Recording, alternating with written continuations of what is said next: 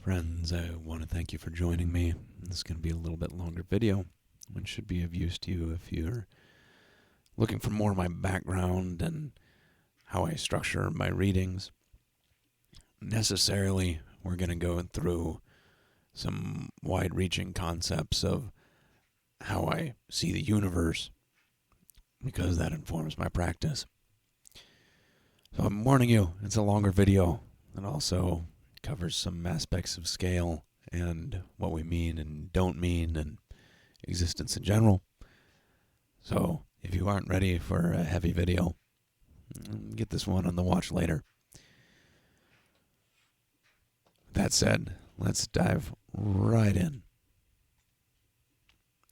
We're going to call the tree of life here heads and Irish prayer here tails. Go ahead and call it in the air.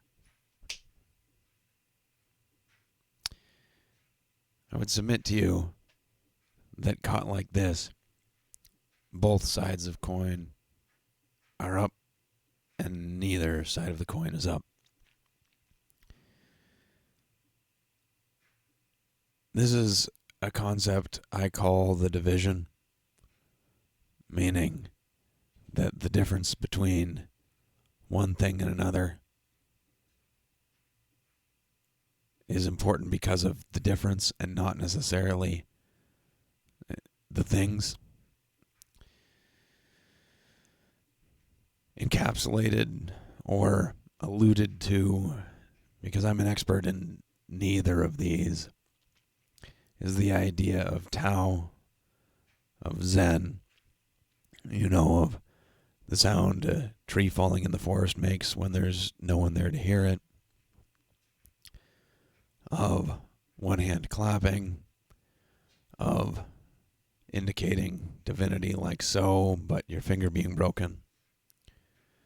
Also of quantum superposition.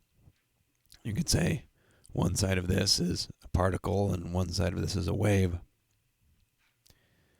You could also say that this is praying without ceasing, but without speaking. You could also say that this is the mundane and the divine. You could also say that this is all things living forever and all things coming to pass. Let me talk a little bit more about that last one. Suppose I had a card like this and I wanted to have another one, or wanted to try and define this. I could make a drawing of it and say, this is 4 3/4 inches plus or minus 1/10 of an inch, and another tolerance this way, and I could specify the colors and the patterns and all that sort of thing.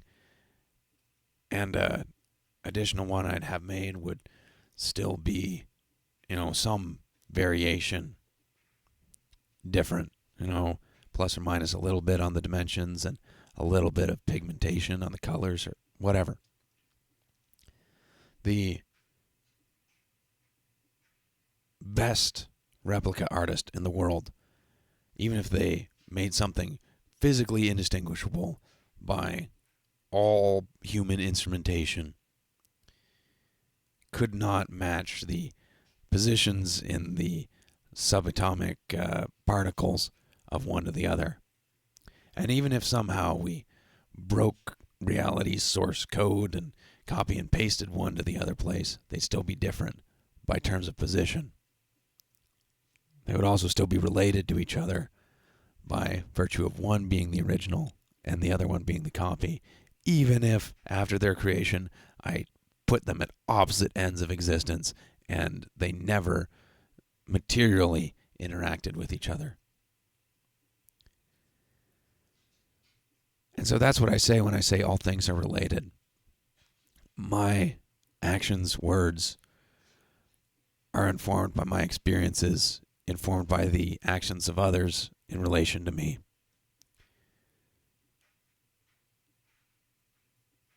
The flip side of this, that's one side of the coin. is all things are connected. The flip side of this is, according to the laws of entropy, the universe is just going to get more disorganized. More and more energy is wasted. And as best as we can tell, we'll either have to become some sort of alternate being as the human race to sort of escape that problem, or we will cease to exist. This doesn't seem to be something that will happen in the next 5 minutes, but it seems to be inevitable reality. And it stands to reason that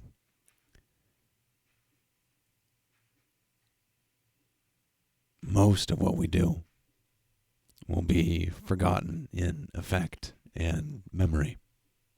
Not that those two things are really so different. The point being, if you imagine a universe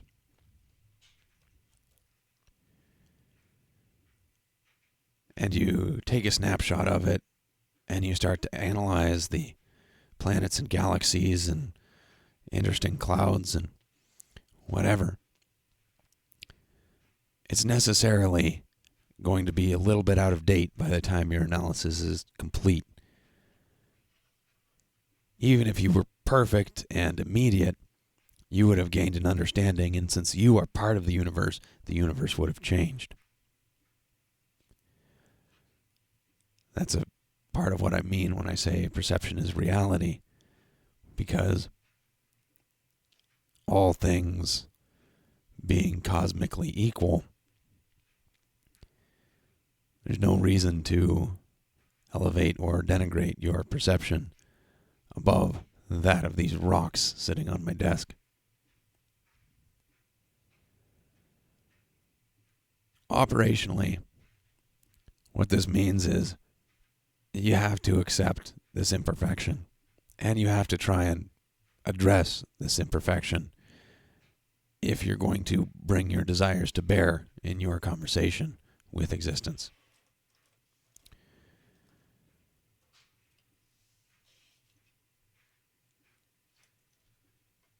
I'm going to shift gears, and we're going to talk about how that influences divination methodology.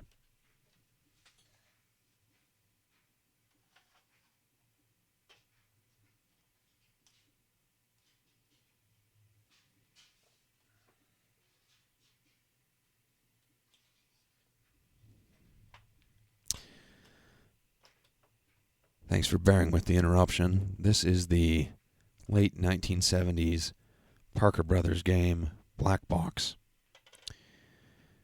This is what you'd see at the conclusion of a game. How it works is one player takes this plastic panel and marks the locations of these marbles within the box. Now, they're not physically placed here because they're held in secret by that player, and the second one will call out the numbers on the side and send invisible rays into the box. Red, suppose I called slot 29. The player would then say red because it comes right down here and strikes into the marble. They wouldn't say red, they'd say hit. But forgive me, it's been a long time since I've actually played this game. You can hit, or you can bounce off, or you can go straight through, and all those sorts of things. The point is, this game has been designed such that in a reasonable number of guesses, you can make inference on where everything is.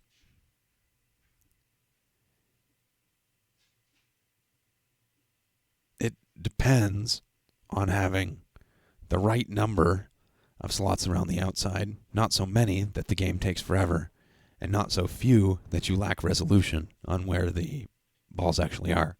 Because, we could make a very dumb version of this game and have just one slot on one side and one slot on the other. And you'd very quickly be able to tell, oh, there's something here, or there's something not here, but you could only tell which half of the board it was on. You could also have a very warped board where 100 of these were on one side, and then the rest was covered by one or two slots. Well, you're going to be real accurate in some areas and not in others. Kind of like those tarot decks that are all about concepts and relationships. I'm going to set this aside. Those obviously will be really good for reading about relationships. Not so good about reading about jobs or doing shadow work. Similarly, a lot of people say, hey, does my Rider-Waite-Smith deck tell me yes or no about this one particular question? It's like, if you want to know yes or no, just flip a coin. You're looking for a binary answer. Why do you need a 78-card deck to get a yes or no? And the answer usually is they're not really asking for yes or no. They're asking for reassurance, and they've kind of talked themselves into a muddle. They're saying, what's my internal landscape in relationship to these two choices that should be made?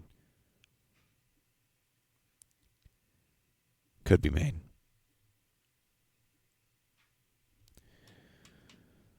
There's also more freeform types of divination.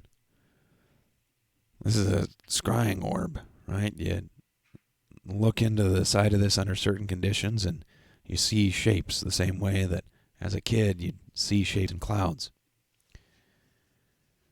You can figure out anything in one of these, but it often takes a while because you're coming up with abstract ideas and thoughts, and you may need to write all of them down and then after a month go back and review them. There's also these.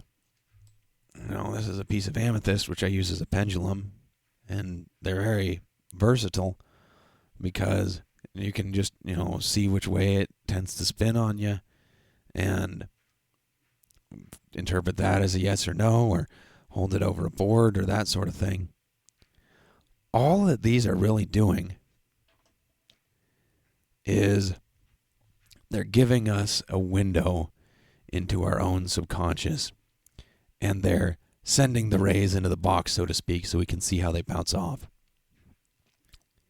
One of the reasons that I like the tarot tradition so much is I'll have a set of cards and I'll say, this is saying something about the idea of trust.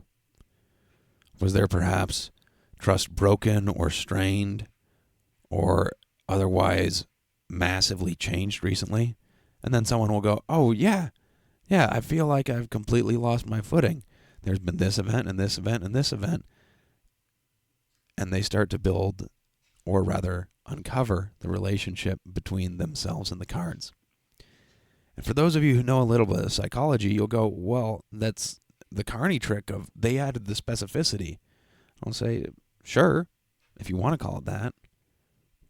But everything is simultaneously completely mundane and completely divine.